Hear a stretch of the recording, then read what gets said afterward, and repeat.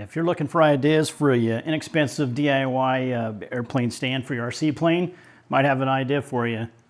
Saw this on another channel. It's a few years old video from Big T RC. I'll put a link below for the one that give him credit because it's his idea. But replicated it. I picked up a used walker from a Goodwill store for $5. Spent about another 10 to 15 bucks on some PVC parts. And in less than an hour I put this stand together. It's portable, folds up, you can put in your car. Still got the wheels on it. You can adjust the height and it will fit any of my airplanes. Got everything from a little Air Scout here all the way up to a big F7F Tiger Cat that'll fit in here no problem. And you can adjust these to whatever size works for you for height and width so that you can fit just about anything on there. So let's go out in the garage and I'll show you how to put this thing together.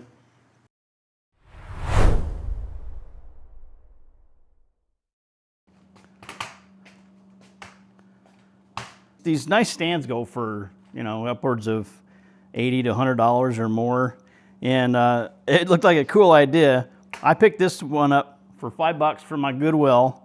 And I just went to Home Depot yesterday and I spent about $9 on some 3/4 inch PVC fittings. I already had some other stuff. So at the Home Depot, I bought 4 3/4 inch PVC caps, 4 3/4 inch tees, and 4 elbows. I had this little piece of 3/4 inch PVC, but if you didn't, you could pick one of those pretty cheap. I don't know if that's going to be quite enough to do the whole thing, so I also have another little piece over here, but it is a little discolored, so I may use this for some of the uprights that are going to be covered in this foam. I'm going to see if we can bust this out real super quick. It's really easy to do. It's really only, other than cutting a few pieces of tube, you basically just have to slice a couple of these tees. You have to cut a little slot out of them on 2 of them, and then they'll snap on over these rails. I'm going to have to cut off this handle. Mine happened to be more of a harder plastic. The other ones I've seen are kind of a foam, spongy stuff. It looks like it's easier to get off, so I'm going to have to cut that off. So let's cut that off. Cut a couple of slits in 2 of these tees. Those snap on. Then you come up with a little short stub to another tee, and then a couple of elbows, and then you basically make a cradle. And in case you're wondering, this is about 19 inches wide. I measured up all my planes all the way from my little Aero Scout all the way up to the, I think it's a 1.7 or 1.8 meter Tiger Cat twin engine, and it looks like it'll fit in here just fine. And the beauty of it is you can just fold this thing up, throw it in your car, take it out, and then when you get there you can set it up. And another thing I think I'm going to do is put a little, get a little table, put it down here that I can fold up and down so that I have a little platform in here to work. Because I often go out, my field doesn't have any tables or fancy stuff like that. I'm not a member of a club, so I just go out in the desert usually. One of them's across the street. I don't have my car there or anything. Sometimes I'm working out of the tailgate. This might be kind of a cool little thing to try, but I never had a good stand for my plane while I was out in the field. So let's whip this thing out real quick and see how it turns out. And these tees, you got to cut them so that it has to expand and snap around that tube. So we don't want to go all the way to the side. We got to leave a little slit. It's got to be wide enough that it can flex out and snap on, but narrow enough that it stays in there tight. So let's make a couple of lines. I'll show you where I made mine. We'll see if it works out.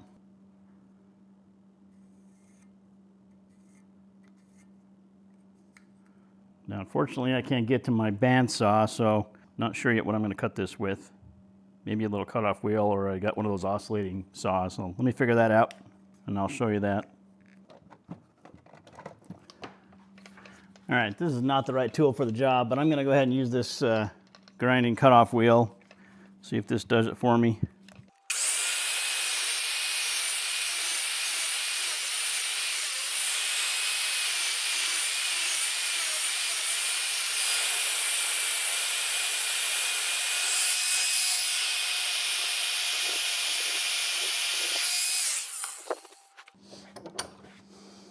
Now, one of the key things here is to kind of go as fast as you can. You don't want to let it cut slowly because then this gets hotter and it melts more. So if you go quick, it doesn't melt quite as much.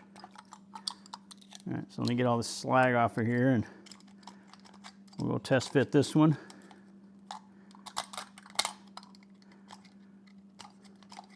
All right, a little trimming, see how we do.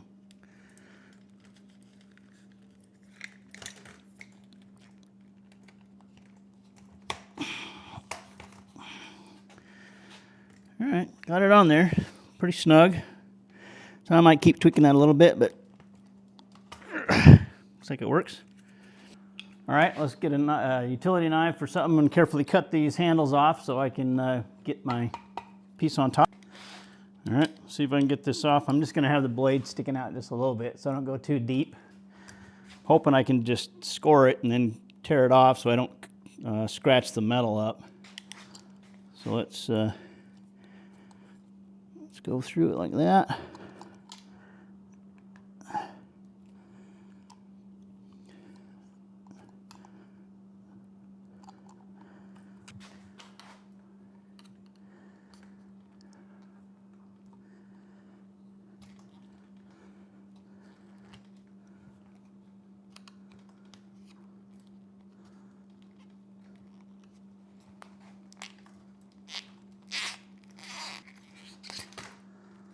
All right.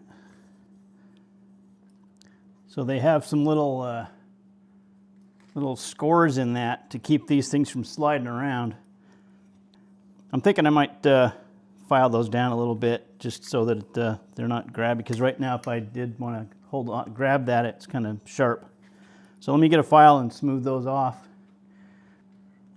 So these little score marks make it jagged so that handle doesn't slide, but they're kind of sharp. So I'm filing those down.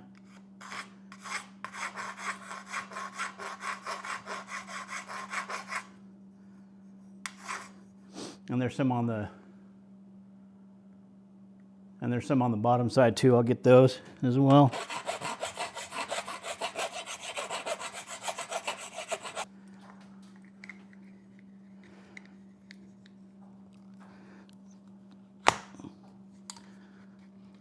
All right. Nice. Snaps on there just right. All right, let's get this other side cut off and wrap this project up.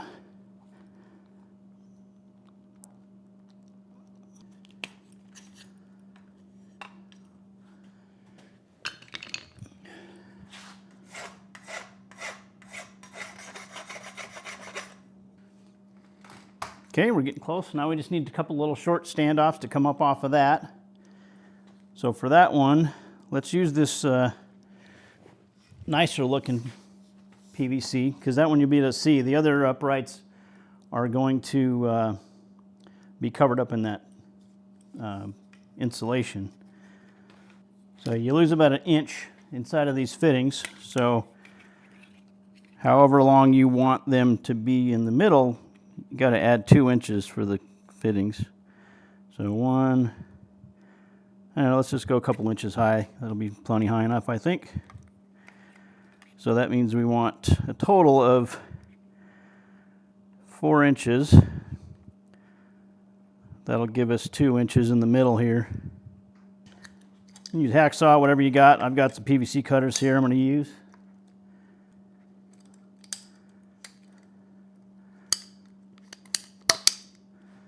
All right, stick that in there. They're going to be plenty tight, and that'll let me pull it out and make adjustments if needed.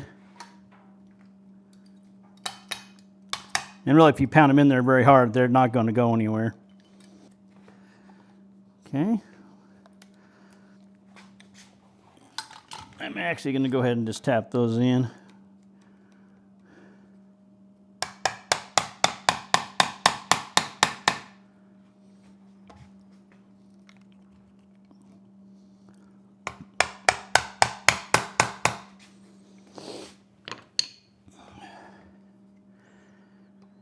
Okay, now these other ones needs to be wide enough for the fuselage of most planes, so I'm going to go get a couple of measurements of my biggest planes and make sure that it'll fit. So give me a minute. Yeah, I think 5 or 6 inches is probably more than enough for most of my airplanes. This thing's 3 inches by itself. So if I went 2 And then we got this elbow. That's another inch. So that'd be 5 just without any. So if I go out an inch, I'm just going to go ahead and go same as I did with the other one. But let me use this old stuff. It's a little discolored, but you won't be able to see it anyway, as long as it's not brittle. So let me try cutting it, make sure it's still soft enough. I'm gonna go 4 inches just like we did on the other one. So I need 1, 2, 3, 4. Need 4 of those. And I'm gonna still need the risers as well. Yeah, PVC still seems soft enough. Just was out in the sun a little bit, so it got discolored. And we want a little extra room anyway because that foam has got some thickness to it.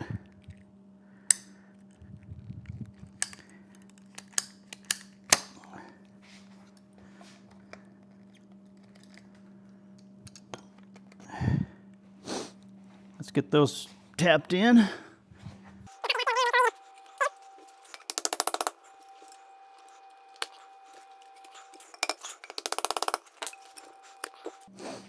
Okay, so now we just need to put the elbows in there, and you can move these in or out if you needed to, but this width seemed fine for a lot of different airplanes that I have. So let's get these elbows on there. We'll want to tap those on as well.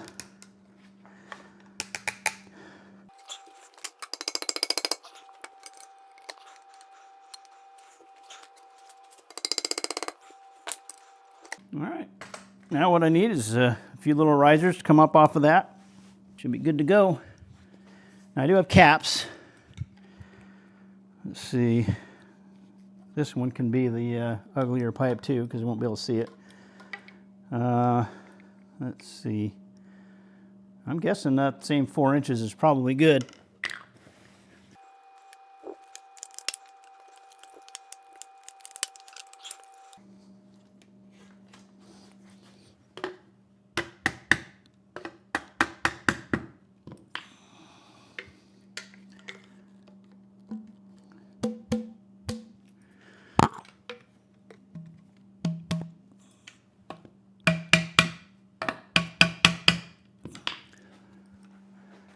All right, so I got the caps on there and everything. Everything's pounded together. We'll see later if I decide I want to glue anything, but as long as it stays snug enough, I think it'll be perfect. So each of these are 4 inches long. And we'll get that foam on there and go grab one of my airplanes and see how it fits. I will, of course, edit this for time, but it's been pretty quick. Okay, so let me get a knife, and we'll get this cut to get it fitted. I'll try these Harbor Freight scissors first. Let's see how this works.